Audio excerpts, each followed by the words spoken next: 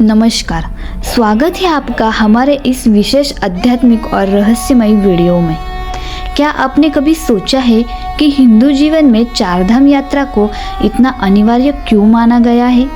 क्यों कहा जाता है कि जो व्यक्ति जीवन में एक बार चारधाम की यात्रा कर ले उसका जीवन सार्थक हो जाता है? चारधाम केवल 4 तीर्थ नहीं है, ये मानव जीवन की 4 दिशाएं, 4 अवस्थाएं और 4 ऊर्जाएं हैं। आज के इस वीडियो में हम जानेंगे चारधाम यात्रा का आध्यात्मिक अर्थ, हर धाम का इतिहास, संस्कृति और रहस्य, और साथ ही आधुनिक विज्ञान की दृष्टि से इन स्थानों का महत्व। यह वीडियो अंत तक जरूर देखिए, क्योंकि अंत में एक ऐसा तथ्य आएगा जो आपकी सोच बदल सकता है। वीडियो शुरू करने से पहले अगर आप ऐसी ही सनातन इतिहास और रहस्य से जुड़े वीडियो देखते रहना चाहते हैं तो चैनल को लाइक करें, सब्सक्राइब करें और बेल आइकॉन दबाना न भूलें। चलिए अब शुरू करते हैं हमारी यह दिव्य यात्रा। अब हम जानेंगे 4 धाम में से पहला धाम यमुनोत्री धाम। यमुनोत्री धाम इतिहास, रहस्य और वैज्ञानिक दृष्टिकोण क्या है ये हम देखेंगे।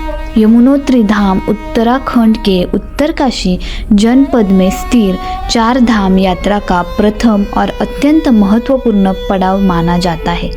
यह धाम केवल एक तीर्थस्थल नहीं बल्कि जीवन, मृत्यु, कर्म और शुद्धि के गहरे दर्शन से जुड़ा हुआ स्थान है। यहाँ से आरंभ होने वाली चारधाम यात्रा यह संकेत देती है कि मनुष्य को जीवन की यात्रा शुरू करने से पहले अपने कर्मों और चेतना को शुद्ध करना चाहिए। यमुनोत्री धाम माँ यमुना को समर्पित है, जिन्हें सूर्य देव की पुत्री और यमराज की बहन माना गया है। यही कारण है इस धाम का संबंध केवल भक्ति से नहीं बल्कि मृत्यु के भय से मुक्ति और कर्म सिद्धांत से भी जुड़ा हुआ है। यमुनोत्री धाम समुद्र तल से लगभग 3293 मीटर की ऊंचाई पर स्थिर है। यह स्थान हिमालय की गोद में बसा हुआ है, जहाँ बर्फ से ढके पर्वत, घने वन और शांत वातावरण मन को अपनी तरफ ध्यान की अवस्था में ले जाते हैं। जहाँ तक पहुँचने के लिए जानकी चट्टी से लगभग 6 किलोमीटर की कठिन लेकिन आध्यात्मिक पदयात्रा करनी पड़ती है। यह यात्रा स्वयं में एक तपस्या है जो व्यक्ति को शारीरिक और मानसिक रूप से तैयार करती है। प्राचीन काल में ऋषि मुनि इसी कठिन मार्ग को पार कर साधना किया करते थे। पुराणों के अनुसार माँ यमुना सूर्यदेव की पुत्री और यमराज की बहन है। यमराज मृत्यु के देवता माने जाते हैं, इसलिए यह विश्वास है कि जो व्यक्ति श्रद्धा से यमुना में स्नान करता है उसे अकाल मृत्यु का भय नहीं रहता। कहा जाता है कि माँ यमुना ने अपने भाई यमराज से वरदान प्राप्त किया था कि जो भी व्यक्ति उनके जल में स्नान करेगा उसे मृत्यु के पश्चात यमलोक की यातनाएं नहीं सहनी पड़ेगी। यही कारण है कि यमुनोत्री धाम को जीवन और मृत्यु के बीच संतुलन स्थापित करने वाला तीर्थ माना जाता है। वर्तमान यमुनोत्री मंदिर का निर्माण 19वीं शताब्दी में टिहरी गढ़वाल की महारानी गुलेरिया द्वारा करवाया गया था। यह मंदिर काले ग्रेनाइट पत्थरों से बना हुआ है जो हिमालयन क्षेत्र की कठोर जलवायु को सहन करने में सक्षम है।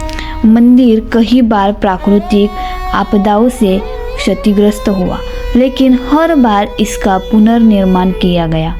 यह पुनर्निर्माण स्वयं इस बात का प्रमाण है कि यमुनोत्री धाम केवल आस्था नहीं बल्कि निरंतरता और पुनर्जन्म के सिद्धांत का प्रतीक है। यमुनोत्री धाम का सबसे बड़ा रहस्य है सूर्य कुंड। यह एक प्राकृतिक गर्म जल स्रोत है जहाँ पानी हमेशा उबलता रहता है।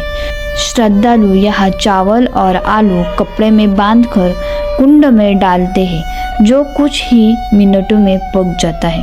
धार्मिक मान्यता है कि सूर्य कुंड का जल सूर्य देव की कृपा से गर्म रहता है।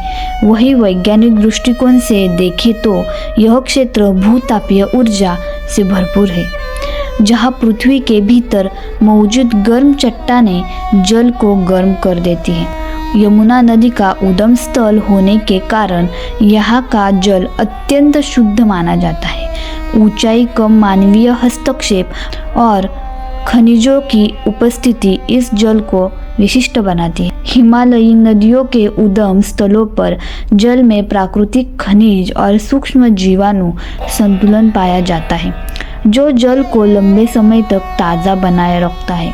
यदि कारण है कि यमुनोत्री का जल धार्मिक अनुष्ठानों में विशेष महत्व रखता है।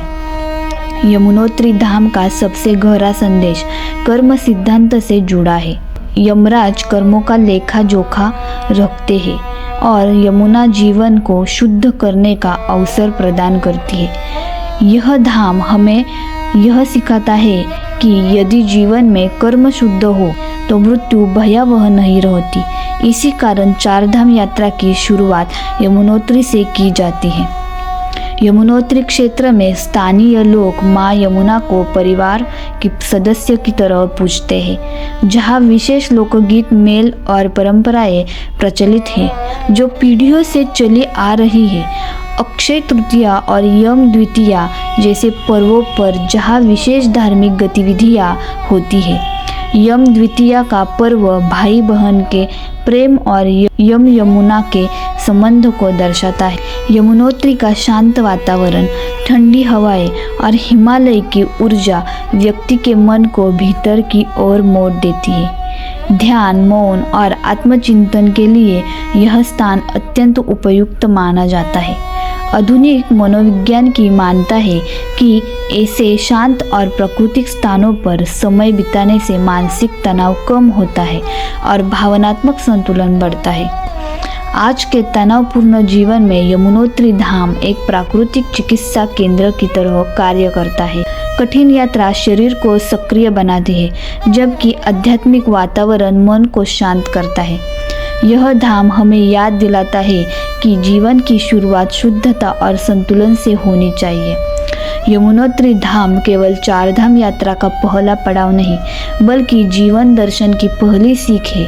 यह स्थान हमें सिखाता है कि जीवन और मृत्यु एक दूसरे के विरोधी नहीं, बल्कि एक ही यात्रा के दो पड़ाव है।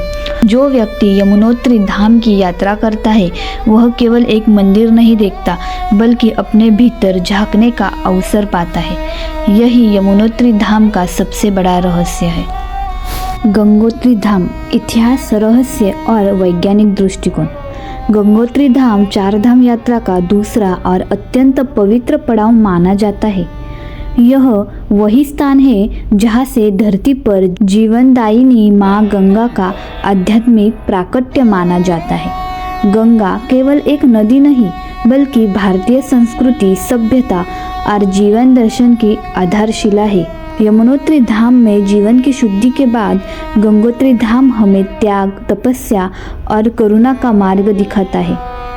यह धाम बताता है कि जब मनुष्य अपने अहंकार को त्याग देता है, तभी दिव्य शक्तियाँ धरती पर अवतरित होती है। गंगोत्री धाम उत्तराखंड के उत्तरकाशी जनपद में समुद्र तल से लगभग 3100 मीटर की ऊंचाई पर स्थिर है।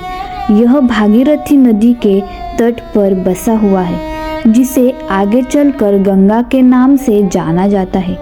यह क्षेत्र हिमालय की बर्फीली चोटियों, देवदार और भोजपत्र के वनों से घिरा हुआ है। यहाँ का वातावरण शुद्ध, शांत और आध्यात्मिक ऊर्जा से परिपूर्ण माना जाता है। पुराणों के अनुसार राजा सगर के 60,000 पुत्र कपिल मुनि के शाप से भस्म हो गए थे। उनके उद्धार के लिए राजा भगीरथ ने कठोर तपस्या की। भगीरथ की तपस्या से प्रसन्न होकर ब्रह्मा जी ने माँ गंगा को पृथ्वी पर भेजने का वरदान दिया, लेकिन गंगा का वेग इतना प्रचंड था कि पृथ्वी इसे सहन नहीं कर सकती थी। तब भगवान शिव ने गंगा को अपनी जटाओं में धारण कर उनके वेग को नियंत्रित किया। यही कारण है कि गंगोत्री को गंगा के धरती पर अवतरण का प्रतीक स्थल माना जाता है। वर्तमान गंगोत्री मंदिर का निर्माण 18वीं शताब्दी में गोरखा सेनापति अमरसिंह थापा द्वारा करवाया गया था। यह मंदिर सफ़ेद ग्रेनाइट पत्थरों से बना हुआ है, जो हिमालय की कठोर जलवायु में भी स्थिर रहता है।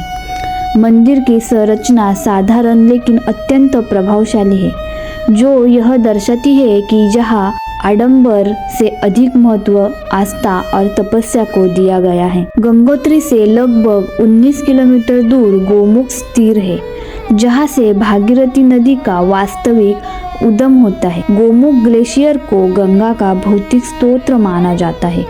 धार्मिक मान्यता के अनुसार गोमुख स्वयं भगवान शिव के मुख का प्रतीक है, जहाँ से गंगा का प्रवाह आरंभ होता है। गंगा जल को लेकर एक अत्यंत अद्भुत तथ्य यह है कि यह वर्षों तक खराब नहीं होता। वैज्ञानिकों ने पाया है कि गंगा जल में बैक्टीरियोफेज नामक सूक्ष्मजीव पाए जाते हैं, जो हानिकारक बैक्टीरिया को नष्ट कर देते हैं। इनके अतिरिक्त हिमालयीन खनिजों की उपस्थिति गंगा जल को प्राकृतिक रूप से शुद्ध बनाए रखती है। यही कारण है कि गंगा जल धार्मिक अनुष्ठानों में विशेष स्थान रखता है। गंगोत्री क्षेत्र में बहने वाली नदियाँ हिम नदों से निकलती है, जिनका जल ऑक्सीजन से भरपूर होता है। ऊंचाई पर स्थित होने के कारण यहाँ का वातावरण शुद्ध और प्रदूषण मुक्त रहता है। आधुनिक विज्ञान के अनुसार ऐसे वातावरण में समय बिताने से फेफड़ों की क्षमता बढ़ती है और मानसिक तनाव कम होता है। गंगोत्री केवल एक तीर्थ नहीं बल्कि तपस्या का प्रतीक है। राजा भगीरथ की तपस्या हमें यह सिखाती है कि व्यक्तिगत नहीं बल्कि सामूहिक कल्याण के लिए किया गया तप है, बल्कि सामूहिक कल्याण के लिए किया गया तप ही सच्ची साधना है। यह स्थान त्याग, धैर्य और सेवा की भावना को जागृत करता है। गंगोत्री धाम में अक्षय तृतीया के दिन कपाट खोले जाते हैं और दीपावली के आसपास बंद कर दिए जाते हैं। शीतकाल में माँ गंगा की प्रतिमा को मुखबा गांव में ले जाया जाता है। यह परंपरा प्रकृति के साथ सामंजस्य का उदाहरण है, जहाँ मानव आस्था और पर्यावरण दोनों का सम्मान किया जाता है। गंगोत्री का शांत वातावरण ध्यान और आत्मचिंतन के लिए अत्यंत उपयुक्त है। यहाँ गंगोत्री का शांत वातावरण ध्यान और आत्मचिंतन के लिए अत्यंत उपयुक्त है। यहाँ बहती भागीरथी नदी की ध्वनि मन को स्थिर और शुद्ध करती है। मनोवैज्ञानिक मानते हैं कि जल और पर्वत के समीप रहने से मन में स्थिरता और सकारात्मकता बढ़ती है। आज के भौतिकवादी युग में गंगोत्री हमें यह याद दिलाती है कि जीवन का मूल उद्देश्य केवल भोग नहीं बल्कि संतुलन और सेवा है। गंगोत्री धाम व्यक्ति को भीतर से शुद्ध करने और जीवन को सही दिशा देने का कार्य करता है। गंगोत्री धाम केवल गंगा के उद्गम का स्थल नहीं बल्कि मानव चेतना के शुद्धिकरण का केंद्र है। यहाँ आकर मनुष्य यह समझता है कि जब अहंकार झुकता है तभी करुणा बहती है। यही गंगोत्री धाम का सबसे गहरा रहस्य और संदेश है। केदारनाथ धाम 4 धाम यात्रा का तीसरा और सबसे गूढ़ आध्यात्मिक पड़ाव माना जाता है। यह धाम भगवान शिव को समर्पित है और 12 ज्योतिर्लिंगों में से एक है। जहाँ यमुनोत्री जीवन की शुद्धि और गंगोत्री त्याग व करुणा का संदेश देती है, वही केदारनाथ मनुष्य को उसके कर्मों, अहंकार और अंतर्मन से साक्षात्कार करता है। केदारनाथ केवल एक तीर्थ नहीं है, यह तप, वैराग्य और आत्मबोध का केंद्र है। यहाँ आकर मनुष्य अपने भीतर के प्रश्नों से सामना करता है और शिव तत्व के माध्यम से समाधान खोजता है। केदारनाथ धाम उत्तराखंड के रुद्रप्रयाग जनपद में समुद्र तल से लगभग 3583 मीटर। केदारनाथ धाम उत्तराखंड के रुद्रप्रयाग जनपद में समुद्र तल से लगभग 3583 मीटर की ऊंचाई पर स्थिर है। चारों ओर हिमालय की ऊंची चोटियाँ, मंदाकिनी नदी और विशाल हिमनद इस स्थान को अत्यंत रहस्यमयी बनाते हैं। यह क्षेत्र वर्ष के अधिकांश समय बर्फ से ढका रहता है। यहाँ तक पहुँचने के लिए गौरीकुंड से लगभग 16 किलोमीटर की कठिन पदयात्रा करनी पड़ती है। जिसे केवल यात्रा नहीं बल्कि साधना माना जाता है। महाभारत के अनुसार युद्ध के बाद पांडव अपने पापों के प्रायश्चित्त के लिए भगवान शिव की शरण में गए। शिव उनसे रुष्ट थे और बेल का रूप धारण कर हिमालय में छिप गए। जब पांडवों ने उन्हें पहचान लिया तो शिव भूमि में समा गए। कहा जाता है कि केदारनाथ में शिव का पृष्ठभाग प्रकट हुआ, जबकि उनके अन्य अंग नेपाल और भारत के अन्य स्थानों पर प्रकट हुए, जिन्हें पंचकेदार कहा जाता है। यह कथा यह दर्शाती है कि ईश्वर को पाना सरल नहीं, उसके लिए अहंकार का त्याग आवश्यक है। केदारनाथ मंदिर के निर्माण को लेकर मान्यता है कि इसका मूल निर्माण पांडवों ने किया था और बाद में 8वीं शताब्दी में आदि शंकराचार्य ने इनका जीर्णोद्धार कराया। मंदिर विशाल पत्थरों से बना है जो बिना किसी आधुनिक सीमेंट के आपस में जुड़े हुए हैं। यह स्थापत्य कला आज भी वैज्ञानिकों को आश्चर्य में डाल देती है। केदारनाथ का शिवलिंग स्वयंभू माना जाता है, अर्थात यह मानव द्वारा स्थापित नहीं है। शिवलिंग प्राकृतिक रूप से उत्पन्न हुआ माना जाता है और इसका आकार अन्य ज्योतिर्लिंगों से भिन्न है।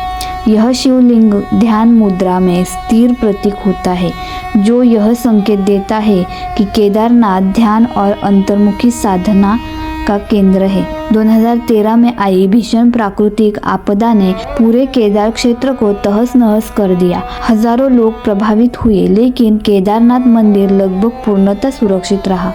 मंदिर के पीछे स्थिर विशाल शिला, जिसे आज भी भीमशिला कहा जाता है। वैज्ञानिक मानते हैं कि केदारनाथ क्षेत्र भूगर्भीय रूप से अत्यंत संवेदनशील है। यहाँ ग्लेशियर, मोरेन और नदियों का संगम इसे प्राकृतिक प्रयोगशाला बनाता है। मंदिर की संरचना इस प्रकार की गई है कि यह अत्यधिक ठंड, भूकंप और जल प्रवाह को सहन कर सके। यह प्राचीन भारतीय इंजीनियरिंग का उत्कृष्ट उदाहरण है। यह अवस्था ध्यान के लिए अनुकूल मानी जाती है। योग और ध्यान विज्ञान के अनुसार ऐसे वातावरण में मन शीघ्र एकाग्र होता है और व्यक्ति अपने भीतर की ऊर्जा को अनुभव कर पाता है। केदारनाथ मंदिर के कपाट अक्षय तृतीया के आसपास खोले जाते हैं और कार्तिक पूर्णिमा के बाद बंद कर दिए जाते हैं। शीतकाल में भगवान केदारनाथ की प्रतिमा को उखी मठ में स्थापित किया जाता है। यह परंपरा प्रकृति के नियमों के साथ मानव आस्था के संतुलन को दर्शाती है। केदारनाथ यह सिखाता है कि जीवन में उत्तरादित्व और वैराग्य साथ साथ चल सकते हैं। शिव गृहस्थ भी है और तपस्वी भी। यह धाम व्यक्ति को कर्म से भागने नहीं बल्कि कर्म करते हुए मुक्त होने की प्रेरणा देता है। आधुनिक जीवन में केदारनाथ का महत्व। आज के भागदौड़ के जीवन में केदारनाथ धाम मनुष्य को ठहरना सिखाता है। यहाँ आकर व्यक्ति समझता है कि शांति बाहर नहीं भीतर है। केदारनाथ यात्रा व्यक्ति को मानसिक, शारीरिक और आध्यात्मिक रूप से मजबूत बनाती है। केदारनाथ धाम केवल एक मंदिर नहीं बल्कि आत्मबोध का द्वार है। यह स्थान हमें यह सिखाता है कि जब मनुष्य झुकता है तभी वह ऊंचा उठता है। यही केदारनाथ धाम का सबसे बड़ा रहस्य और संदेश है। बद्रीनाथ धाम 4 धाम यात्रा का अंतिम और अत्यंत महत्वपूर्ण पड़ाव माना जाता है। यह धाम भगवान विष्णु को समर्पित है और मोक्ष का द्वार कहा जाता है। यमुनोत्री जीवन की शुद्धि, गंगोत्री करुणा और त्याग तथा केदारनाथ वैराग्य और आत्मबोध का मार्ग दिखाते हैं। वही बद्रीनाथ धाम इन सभी का सार प्रस्तुत करता है, ज्ञान, संतुलन और मुक्ति। बद्रीनाथ केवल एक तीर्थ नहीं बल्कि ऐसा आध्यात्मिक केंद्र है जहां मनुष्य अपने जीवन की यात्रा को पूर्णता की ओर ले जाता है। बद्रीनाथ धाम उत्तराखंड के चमोली जनपद में अलकनंदा नदी के तट पर समुद्र तल से लगभग 3133 मीटर की ऊंचाई पर स्थिर है। चारों ओर से हिमालय की बर्फीली चोटियां इस धाम को दिव्यता प्रदान करती है।